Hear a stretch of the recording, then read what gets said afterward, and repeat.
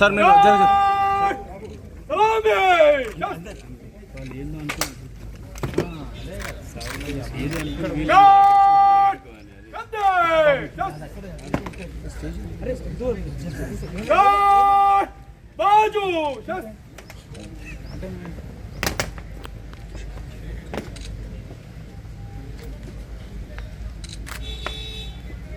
ईमान आपके लिए ये गार्ड हाजिर है।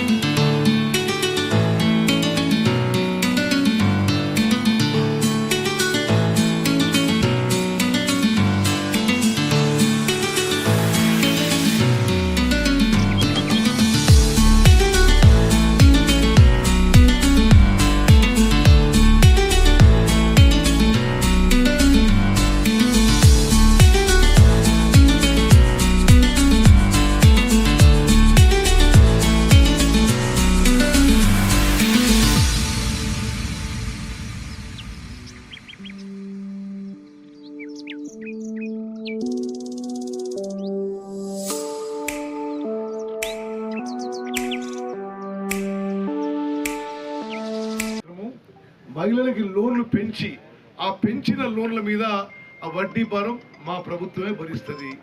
యువకులకు ఉద్యోగాల విషయంలో, రైతుల విషయాల్లో, రైతు కూలీల విషయంలో, ఇండ్లు లేని వాళ్ళ విషయంలో మా ప్రభుత్వం చిత్తశుద్ధితో కమిట్మెంట్తో పనిచేస్తున్నాము. అన్నీ అయిపోయినాయా అంటే మేము 5 ఏళ్ల కోసం ప్రభుత్వం ఎన్నుకున్నారు. మా మ్యాండేట్ ప్రకారం మేము పనిచేస్తాం. ఇప్పుడు ఎవరెవరో మీరు చూస్తారు, ఇది రోజువారీగా ఏదో విమర్శ కోసం విమర్శ అన్నట్టు తెలంగాణ గీతం పెడితే ఉంటారు, తెలంగాణ తల్లి స్టాచ్యూ పెడితే ఉంటారు. ప్రజలు మమ్మల్ని 5 ఏళ్ల అధికారికంగా కూడా ప్రకటిస్తున్నారు. కొత్త రేషన్ కార్డ్స్ మొదలు పెడుతున్నాం.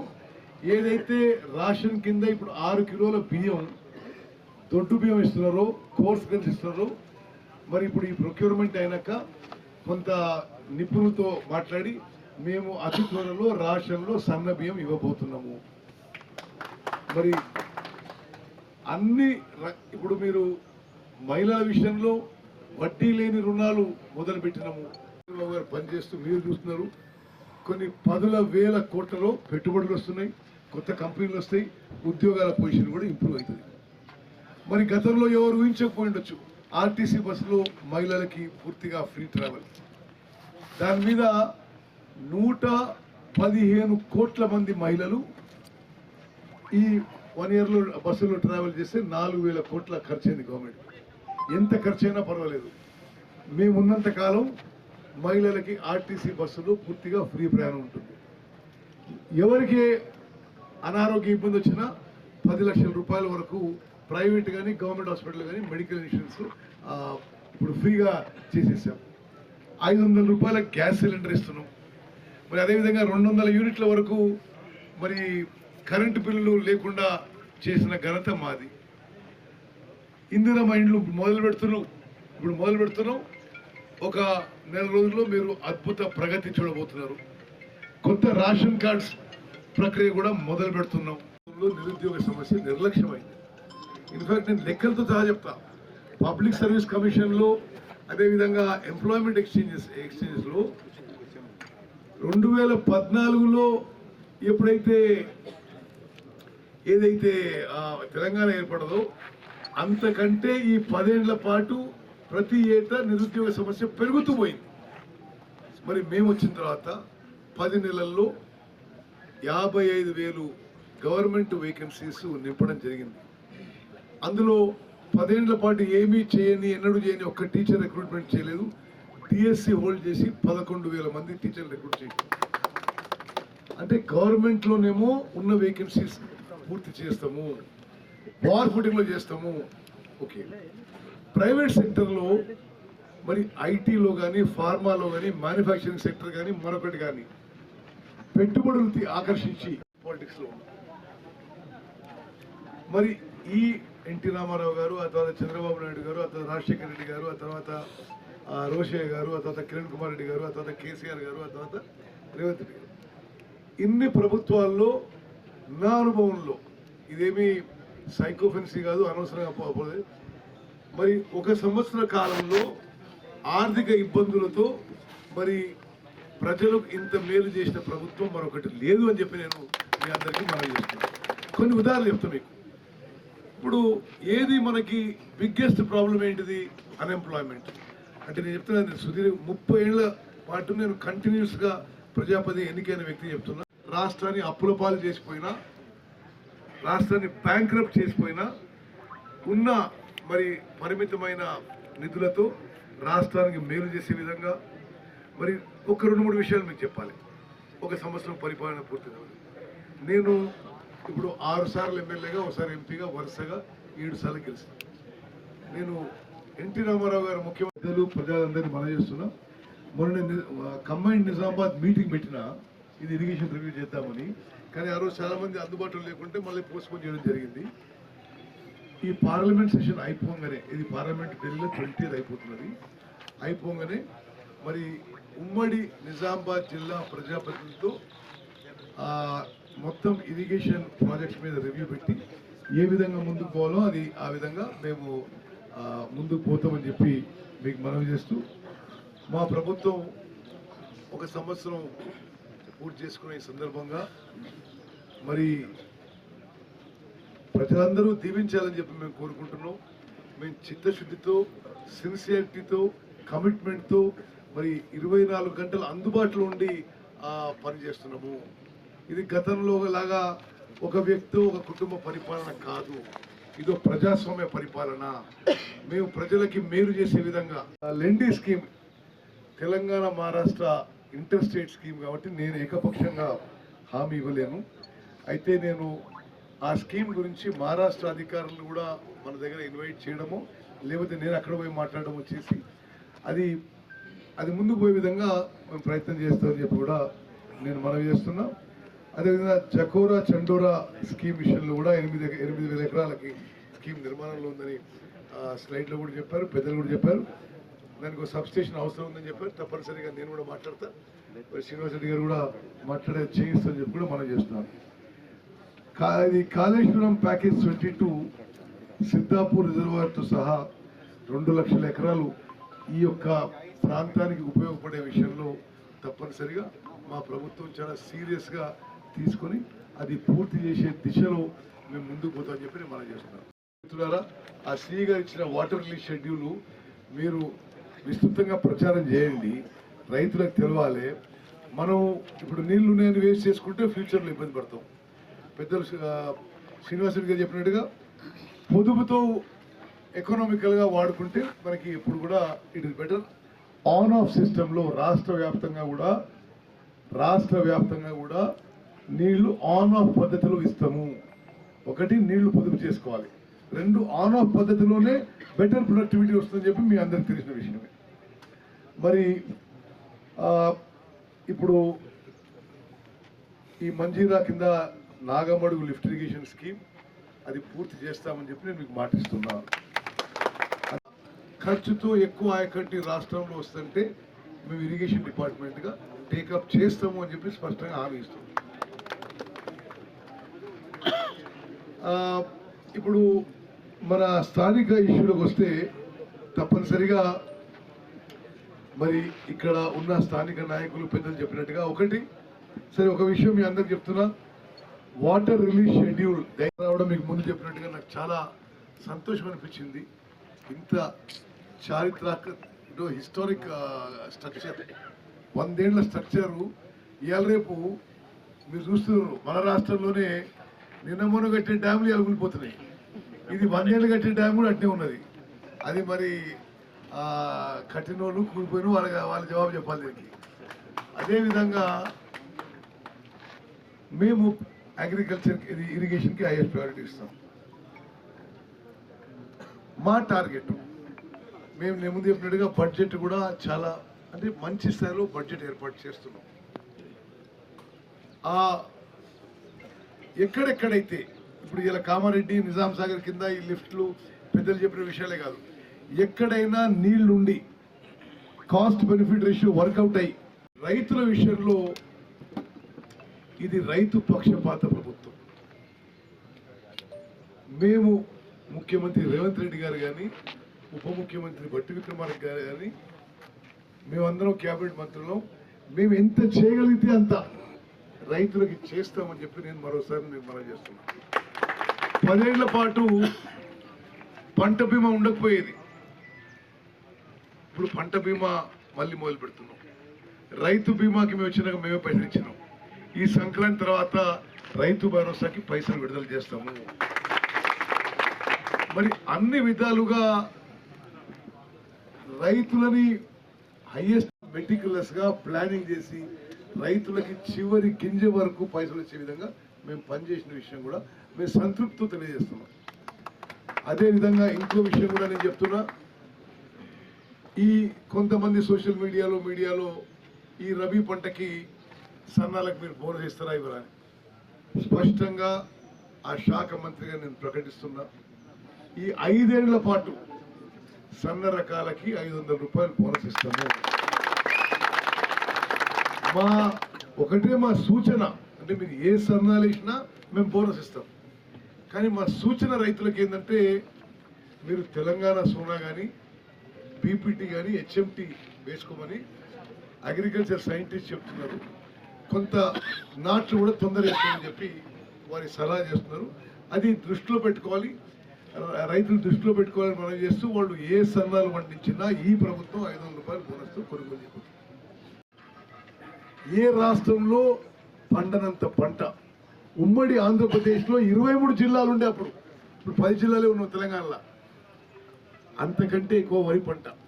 గత సెంటర్స్కి మ్యాన్ పవర్ ఇచ్చినాం, మ్యాన్ పవర్కి ట్రైనింగ్ ఇచ్చినాం, దాంట్లో ఇన్ఫ్రాస్ట్రక్చర్ ఏర్పాటు చేసినాం. ఏ విధంగా నిధులు కూర్చుకున్నాం అంటే, రైతులకి ప్రొక్యూర్మెంట్ సెంటర్లో ధాన్యం పంపిన 3-4 రోజుల్లో వాళ్ళకి పైసలు వాళ్ళ అకౌంట్లో పడేటట్టు మేము చర్యలు తీసుకున్నాం. అది కాకుండా ఒక విప్లవాత్మక మార్పు తీసుకొచ్చి ఏమవుతుంటే క్రమంగా దొడ్డు రకాలకి దేశంలో కానీ అంతర్జాతీయంగా కానీ మార్కెట్ పడిపోతుంది, తినేవాళ్ళు తక్కువ అవుతున్నారు.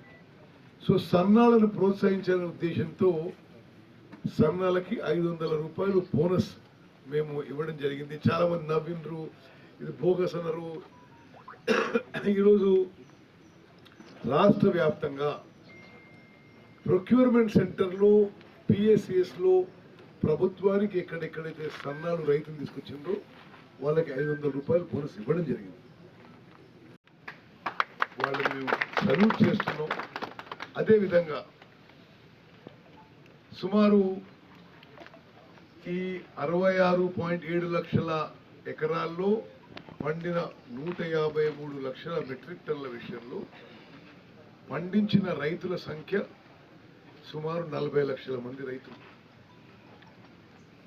మీరు మీడియా మిత్రులు మీకు అవగాహన కావడం విషయం చెప్తున్నా, ఈ రైతులకి మేము ముందు ప్రకటించినట్టుగా, నేను సివిల్ సప్లైస్ మినిస్టర్ కూడా కాబట్టి, అటేమో పంట పండడంలో అగ్రికల్చర్ అండ్ ఇరిగేషన్ డిపార్ట్మెంట్ చాలా సిస్టమేటిక్గా మెటిక్యులస్గా పనిచేస్తూ, మరి వర్షాలు కూడా మంచిగా పడడం, ఇరిగేషన్ అండ్ అగ్రికల్చర్ డిపార్ట్మెంట్స్ మంచిగా పనిచేయడంతో రికార్డు స్థాయిలో పంట పండింది. పండిన పంటని ప్రతి గింజకి ఎంఎస్పితో కొనుగోలు చేయాలని ఎన్నడూ లేనన్ని ప్రొక్యూర్మెంట్ సెంటర్స్ అన్నారం సుందిల 3 బ్యారేజీల నుంచి కూడా, ఎందుకంటే డ్యామేజ్ అయినాయి కాబట్టి గేట్లు ఎత్తేసి నీళ్లు సముద్రంలోకి పోయినాయి. అంటే జాతీయ స్థాయి experts, national dam safety authority వాళ్ళు అక్కడ నీళ్లు స్టోర్ చేస్తే ఇది ప్రమాదకరం, అందుకని స్టోరేజ్ చేయొద్దని లిఖితపూర్వకంగా కేంద్ర ప్రభుత్వం సంస్థ NDSA రాష్ట్ర ప్రభుత్వానికి సలహా ఇచ్చింది. ఆ సలహా మేరకు మేము ఒక్క చుక్క నీళ్లు కూడా కాళేశ్వరం కింద 3 బ్యారేజ్ కింద స్టోర్ చేయలేదు. కాళేశ్వరం కింద ఉన్న ఆ 3 బ్యారేజెస్ లో నీళ్లు స్టోర్ చేయకుండా, కాళేశ్వరం నీళ్లు ఉపయోగించకుండా ఒక్క చుక్క కూడా ఉపయోగించకుండా ఈ వానాకాలం పంటలో భారతదేశంలో అతి ఎక్కువ వరి పంట, ఎక్కువ ఎకరేజ్ ఈసారి పండింది. కాళేశ్వరంలో ఒక్క చుక్క నీళ్లు వాడకుండా 66.7 లక్షల ఎకరాల్లో 153 లక్షల మెట్రిక్ టన్నుల వరి ధాన్యం పండించిన ఘనత మా ప్రభుత్వం పాలసీ. తక్కువ ఖర్చుతో ఎక్కువ ఆయకట్టు తీసుకురావాలనే ఉద్దేశంతో మేము ప్రాజెక్ట్స్ ప్రయారిటైజ్ చేసి ఎక్కడైతే తక్కువ ఖర్చుతో ఎక్కువ ఆయకట్టు తీసుకురాగలుగుతామో ఆ విధంగా మేము ఖర్చు చేస్తున్నాం. ఇరిగేషన్ మా ప్రభుత్వం కూడా చాలా హై ప్రయారిటీ శాఖ సబ్జెక్టు. ఉదాహరణకి ఈ సంవత్సరం మేము ఇరిగేషన్ మీద సుమారు 22,500 కోట్లు ఖర్చు పెడుతున్నాం. ఈ సంవత్సరం ఇరిగేషన్ క్యాపిటల్ వర్క్స్ మీద 12,000 కోట్లు ఖర్చు పెట్టడం జరుగుతుంది. మరి మీడియా మిత్రులు, ఇక్కడున్న రైతులందరూ కూడా మీరు ఒక విషయం గమనించారు. ఈ వానాకాలం పంట ఇప్పుడే పూర్తయిన వానాకాలం పంట, దీంట్లో మేము కాళేశ్వరం బ్యారేజెస్ నుంచి ఒక్క చుక్క నీళ్ళు కూడా తీసుకోలేదు. మాత్రం కొత్త ఆయకట్టు వచ్చింది. అదేవిధంగా మరి అంతకుముందు ఉన్న దేవాదుల కానీ, Kalwakurthy, Nettempadu, Bhima, Koil Sagar, SLBC, tunnel works ఇవన్నిట్లో ఒక మరి రాజకీయ దురుద్దేశమా లేకపోతే అసమర్థతనా అవగాహన లోపమా తెలియదు, కానీ అది మంచి వయబిలిటీ ఉండే ప్రాజెక్టులు, చాలా వరకు ముందుకు పోయిన ప్రాజెక్టులు ఆ 10 ఏళ్ళలో మాత్రం ముందుకు పోలేదు, రాలే. కాళేశ్వరం ప్రాజెక్టు వాళ్ళే పనులు మొదలుపెట్టిండ్రు, వాళ్ళే డిజైన్ చేసిండ్రు, వాళ్ళ కాలంలోనే ప్రాజెక్టు కూలిపోయింది. 1,00,000 కోట్లు, అసలు 1,00,000 కోట్లలో ఎన్ని సున్నాలు ఉంటే కూడా లెక్కడం కష్టం. 1,00,000 కోట్లు అంటే మనందరినీ తాకట్టు పెట్టి, వాళ్ళ సొంతం అయితే వేరే, మనందరినీ తాకట్టు పెట్టి అప్పు తీసుకొచ్చి ప్రాజెక్ట్ కడితే అది కూలిపోయింది. 1,81 lakh crores 1.81 lakh crores ఖర్చు పెట్టి 10 ఏళ్లలో ఇరిగేషన్ మీద, అది కూడా ఆ యొక్క డబ్బుని మనందరినీ, మన పిల్లల్ని, వాళ్ళ పిల్లల్ని తాకట్టు పెట్టి చాలా high cost short term loans తీసుకొచ్చి మరి ఇరిగేషన్ మీద ఖర్చు పెట్టడం జరిగింది గత ప్రభుత్వంలో.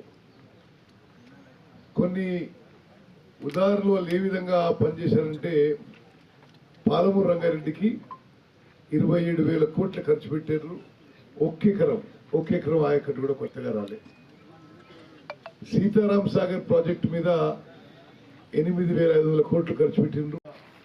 యాదృచ్ఛికంగా కామారెడ్డి సి గారు అన్నారు, ఈ 13వ తారీఖు నీటి విడుదల. సరే, నేను ఇరిగేషన్ మంత్రిగా నిజాం సాగర్ ప్రాజెక్టుకి రాలేదు కాబట్టి సరే ఇదే అవకాశం తీసుకొని నేను కూడా రావడం జరిగింది.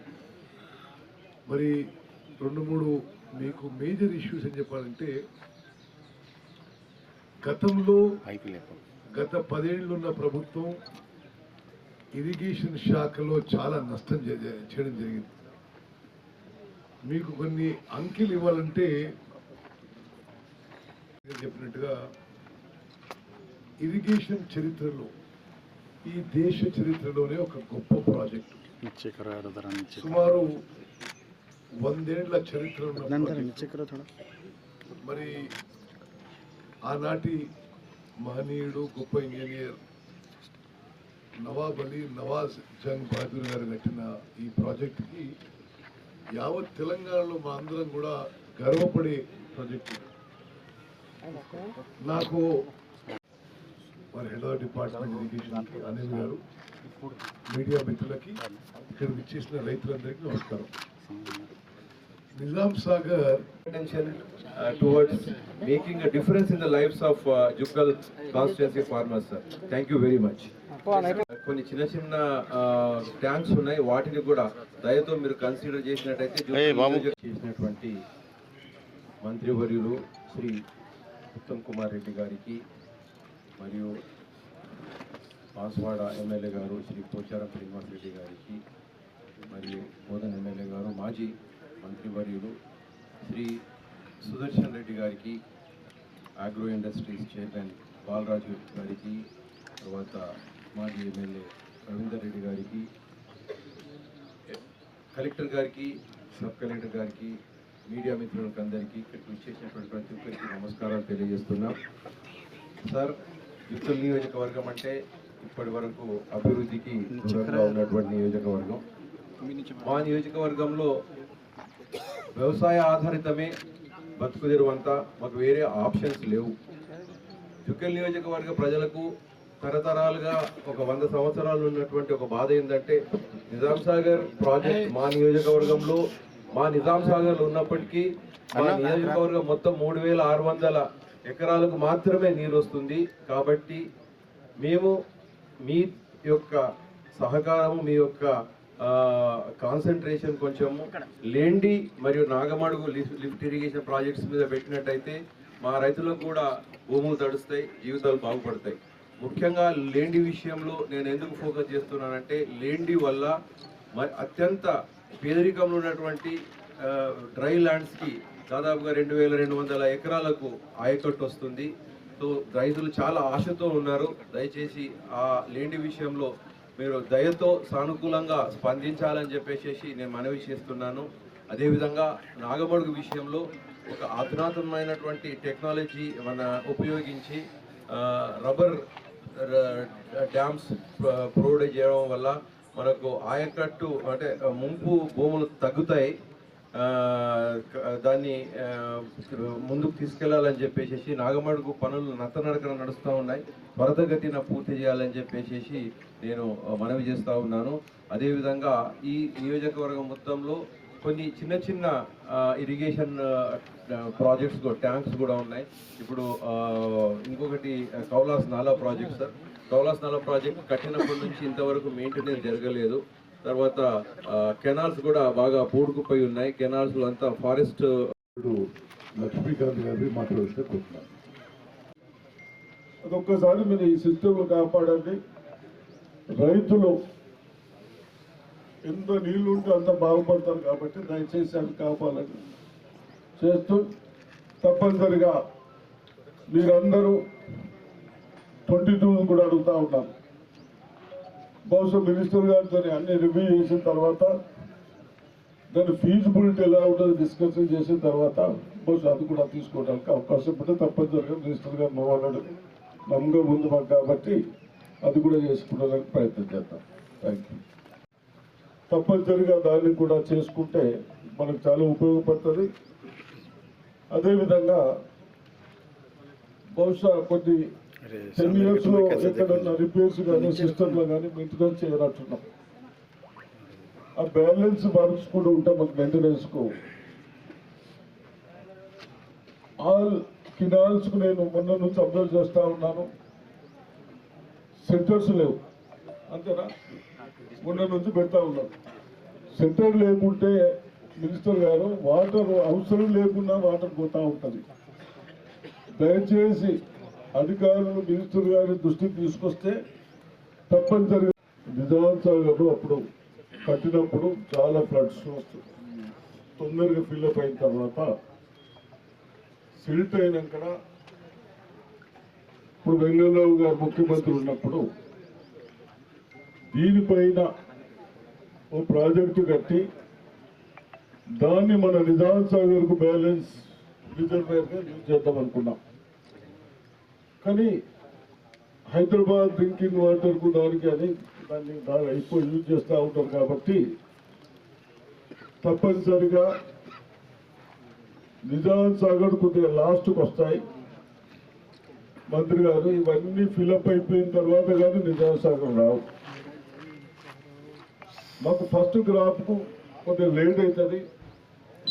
ఉన్న వాటర్ని ఎలా సేవింగ్స్ చేసుకోవాలో చేసుకుంటూ ఇప్పుడు శ్రీనివాస్ రెడ్డి గారు చెప్పినట్టు నార్మల్లకు కానీ 1-2 మెట్లకు నాట్లు వేసుకున్నాక ఆ పంటను కాపాడటానికి ఎప్పుడైనా అవసరమైతే సింగనూరు నుంచి కూడా మాకు నీళ్లు వదులుతూ కొద్దిగా 2-3 టీఎంసీలు ఈ రైతులు బాగా సేఫ్ ఉంటారు.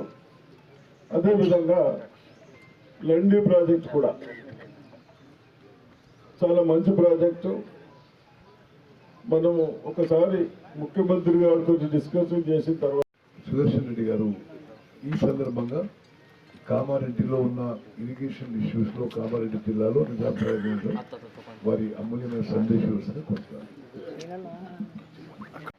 ధన్యవాదాలు తమరికి కార్యక్రమానికి అంగీకరించి వచ్చినందుకు. తర్వాత మిగతా సిఈ గారు చెప్పినట్టుగా కొన్ని చిన్న చిన్న నల్ల నాగమడుగు లిఫ్ట్ ఇరిగేషన్ వారు జూకల్ కాన్ఫరెన్స్ ఇది తమరు కూడా స్టడీ చేశారు. లేండి ప్రాజెక్టు కూడా ఉంది. ఆ బ్యాక్వర్డ్ ఏరియాకు చాలా ఉపయోగపడే ప్రాజెక్టు. 20 సంవత్సరాలు నడుస్తుంది దాని ప్రోగ్రామ్. 20 years అయింది. లేండి project Maharashtra inter state project. So దాన్ని పూర్తి చేసుకుంటే మద్దునూరు ప్రాంతము జూకల్ కాన్ఫరెన్స్ చాలా backward area, non command area, dry area. Sudarshan Reddy గారు చెప్పినట్టుగా ఆ ఏరియా కూడా మంచిగా పంట పండే అవకాశం ఉంటుంది. అది లేండి ప్రాజెక్ట్ పేరు కూడా ఒకటి, ఈ నాగమడుగు ఒకటి. మా దగ్గర కూడా సింగాపూర్ రిజర్వాయర్ అనే ప్రాజెక్ట్ నడుస్తూ ఉంది. ఇది ఆన్గోయింగ్ వర్క్ నడుస్తూ ఉంది. దాని కింద కూడా 12-13 ఎకరాల ఆయకట్టు వస్తుంది. అది కూడా ప్రోగ్రెస్లో ఉంది. అది కూడా తొందరగా పూర్తి చేసుకోవడానికి తమ సహకారం కూడా కావాలని చెప్పేసి మనం చేసుకుంటూ ఈరోజు నిజాం సాగర్ ఆయకట్టు కింద ఉన్నటువంటి రైతాంగం అందరూ వచ్చారు ఇక్కడికి. తమరు వస్తున్నారంటే నిన్ననే మెసేజ్ వచ్చింది మాకు. నిన్ననే చెప్తే ఉదయం చెప్తే మధ్యాహ్నం సమాచారం ఇచ్చాం.